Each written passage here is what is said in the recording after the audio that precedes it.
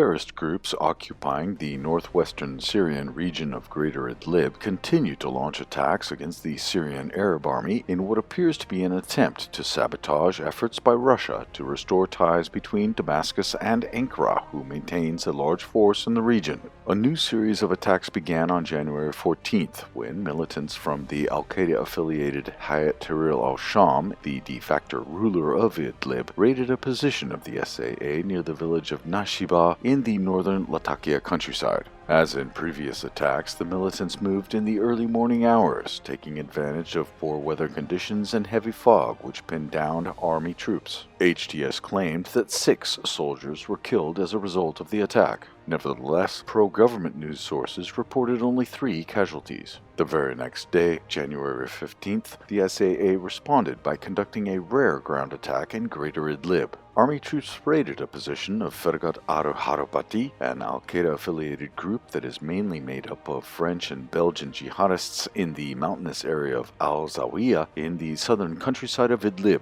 A French jihadist, identified only as Abu Hazma, was killed in the attack. The SAA didn't suffer any losses. January 18th experienced a serious escalation when militants from al-Qaeda-affiliated Ansar al-Tawhid attacked several positions of the SAA near the towns of Mahrat Mushiz and al-Burij in the southern Idlib countryside. The large attack was repelled by the SAA after hours of heavy clashes. A press release by the Syrian Ministry of Defense said that 12 militants were killed or wounded during the failed attack. Army troops retrieved the dead bodies of 2 militants. A day later, on January 19th, HTS militants raided a position of the SAA near the town of Arum al-Kurbuti near the western countryside of Aleppo. HTS claimed that 12 soldiers were killed or wounded during the raid. Syrian pro-government news sources identified 3 fatalities only. 3 militants were also killed while taking part in the attack.